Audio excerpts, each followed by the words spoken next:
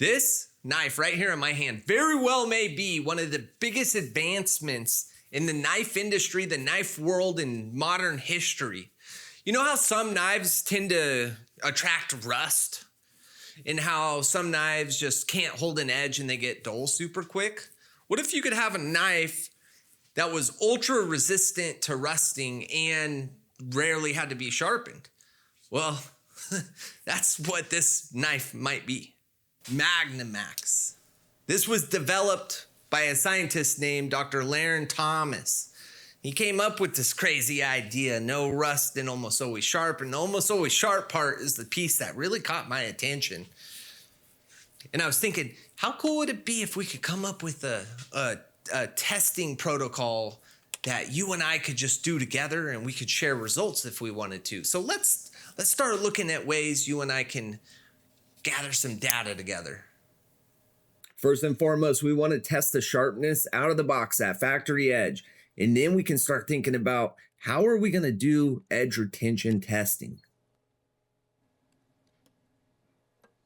I needed a test media that every single viewer watching this video could actually get their hands on at home.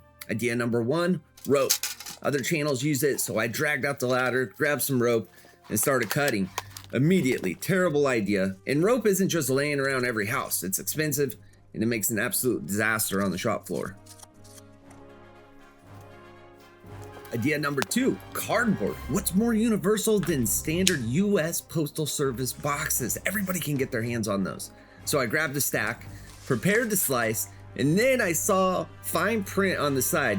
Using this box for anything other than USPS shipping is a federal code violation. All right, I'm not trying to be responsible for a bunch of knife enthusiasts ending up in jail. Shoot, man, if only there was a service out there that just delivered cardboard every single day, and that specific cardboard had a specific edge crush test rating. Oh. Here is the exact gear list you need to follow along at home. First, you need a sharpness tester, an edge on up or something similar. If you don't have the specific scale, I'll leave a link in the description below so you can DIY one with any old scale out there. Next, you're going to need a 100-gram weight. That way we're standardizing the tension of the test filament. Next, grab yourself a tape measure, a Sharpie, and a utility box cutter. Do not use the knife that we're actually testing for the next step. Finally, check the bottom of those Amazon boxes for a box certificate. You are looking for an edge crush test or ECT rating of exactly 26 pounds. I chose that specific rating because it's Amazon's most common box, meaning you already have a pile of these ready to go. To prep your test media, use your box cutter to break the cardboard down into strips. Mark exactly 3 inches tall from end to end and slice. You'll end up with a long 3-inch tall rectangle. The total width doesn't matter. Now, let's get to testing. All right, we've got all of our pieces ready here.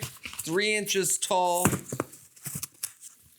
Length doesn't matter. We're gonna be counting as we go.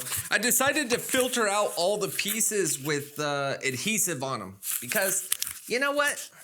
I can't stand it when adhesive gets on my my knife edges, on my blades. One other thing I decided to do, I've got a square here, and we're gonna use that to help hold our cardboard up straight as we start doing the slices. We're gonna be doing draw or slices. Let's go ahead and do the first one together. Also, we have our activity tracker, which you can find in the description or pinned comment.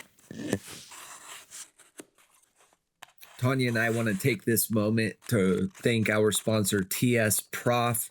If you've never tried one and you're into razor sharp knives and ultra precision sharpening, you gotta check out a TS Prof. All right, this is where the 100-gram weight comes into play. If you want to reduce some additional variables, you want to tension this line at the same tension every time.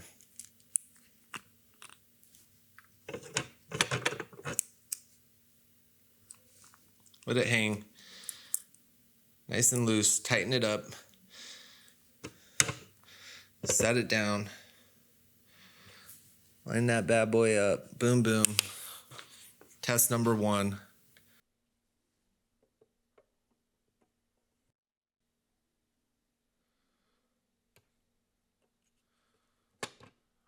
That's kind of shocking there.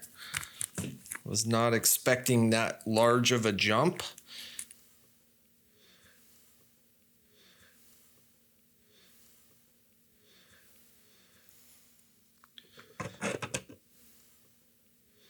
But this is garage science here. And we're going to shoot for a bit more towards the belly. Okay, that's more on par with what I was expecting on this round. Right now, you're watching the sharpness data collection after our first 50 cuts. At every single interval, I take 6 total measurements on the edge on up. We hit the heel, the belly, and the point. And then we do all 3 a second time to ensure the data is bulletproof. I repeated this cycle every 50 cuts all the way up to 300, and then stepped it up to 100 cut intervals until we hit the 500 mark. Total, this was a 2-hour-long marathon of raw cutting. I wanted to know exactly how you guys wanted to see this presented, so I ran a poll on the YouTube channel. 34% of you said skip straight to the data. 21% wanted to watch the full uncut proof. But the winner at 45% was a hybrid approach. So that is exactly what we're doing. I condensed 2 hours of grueling work into a tight, fast-paced sequence that proves the work without wasting your time. All right, we're about to speed some stuff up here. Corey talks a lot about super seals on his channel. I figured I should explain my understanding of what the heck super seal even is. I think of it like a car. Most knives are like a commuter car. It's not pretty, low maintenance, but the performance and power doesn't exist. Super seal is like a luxury car. They're finely tuned and they have tons of performance. In order to get high performance, they fine-tune iron and different elements at super high temperatures, and boom, they make super steel. Some of these knife steels are made not to rust, others to withstand high impacts, and like this knife, maintain a microscopic razor edge longest. So when we run these cardboard cutting tests, we aren't just cutting boxes, we're figuring out the limits of this knife's superpower to maintain its razor sharpness.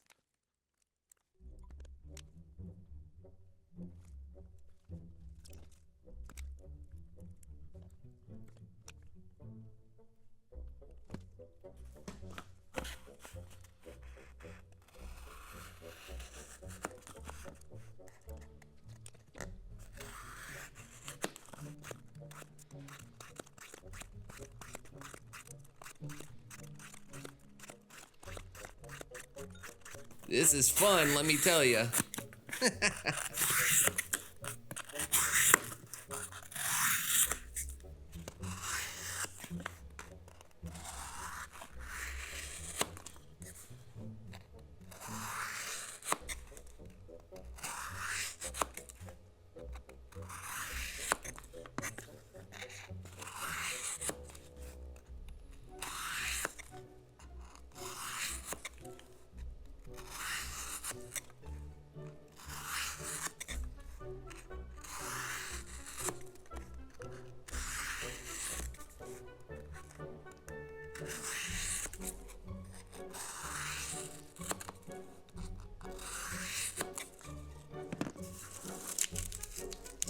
Speed run. Here we go.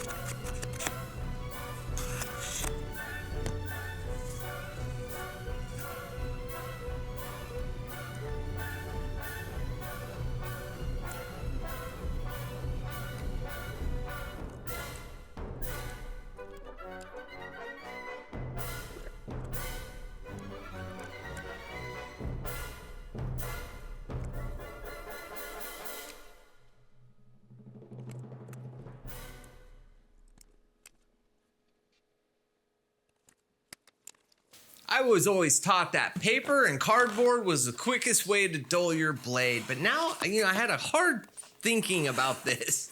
And I realized I learned that from my Uncle Carson when I was probably 5 or 6 years old. And now that I think about it, I don't know that that was such a reliable source. So what we're gonna go ahead and do, we're not changing anything except for one thing. We're gonna go through 100 cuts at a time instead of 50 to try to speed this up a bit.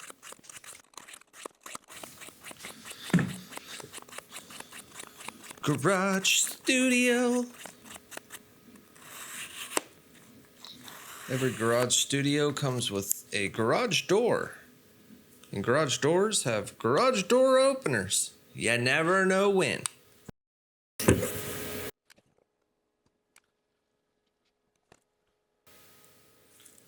Looks like we had mostly a decrease in sharpness all around on that test. That 100.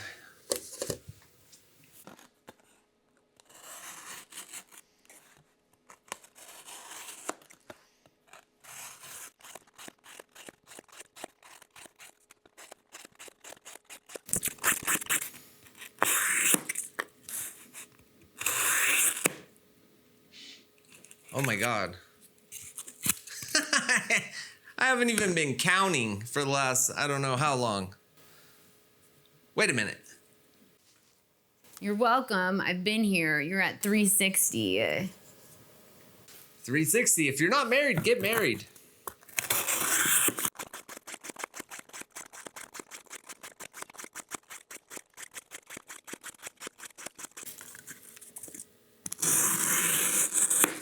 $400.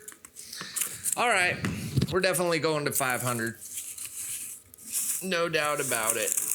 And then we're gonna do some macro photography and take a look at this edge after a bunch of cardboard cuts.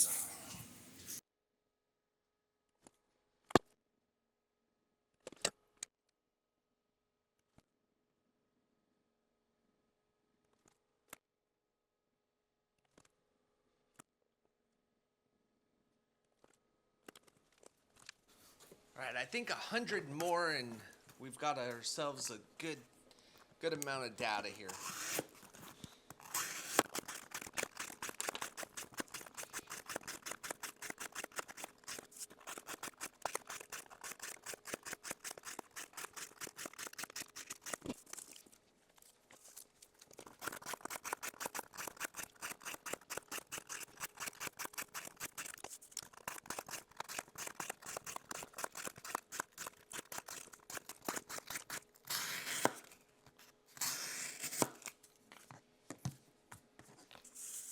Holy cow, I'm glad that's over. That wraps up 500 cuts on MagnaMax. And man, the data threw a couple of really cool curveballs at us. I'm typically not impressed by SpyderCo's factory sharpness, but this particular knife, they crushed it at 137 grams out of the box. But when you look at the first 100 cuts, what was expected? Exactly. Yep, it got more dull. But then this is where things get crazy. Between 100 and 200 cuts, we stopped getting dull. We actually gained sharpness. And this has me completely confused. Like, how is this even possible? I'm hoping to hear from you guys in the comments. What's going on here? How is this physically possible? So math-wise, we went from 137 all the way up to 209 grams. About 52% increase in force was required to cut that filament at the end of this experiment. But finishing the blade under 210 grams on the edge on up, after 500 cuts of 26-pound double-walled corrugated cardboard, that's not too bad. You know what I mean? Like, many people, commercial sharpeners are, that's completely acceptable. Now, here's the big bummer. I don't have a MagnaMax 2 or any kind of knife steel in K390 or 10V. I'm already itching to run this experiment on another knife to have something to compare the data to. But that's where you guys come in.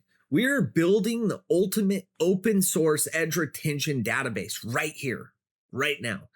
And I want to open this up To all of you viewers out there, knife makers, content creators, if you've got MagnaCut, you've got S90V, 10V, or whatever high performance steel is in your arsenal, I want you to run this exact same protocol and jump in on this. I set up a Google form, link down in the description, and I'll also share it in the Discord server as well. But this is a way you can submit your own data, and let's build a real crowdsourced steel database together.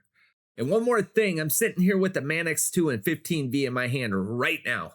And if you guys could like this video, subscribe, help this video share it, get this video some traction. I'm dying to do another comparison right away. There needs to be some overall interest before I invest that amount of time.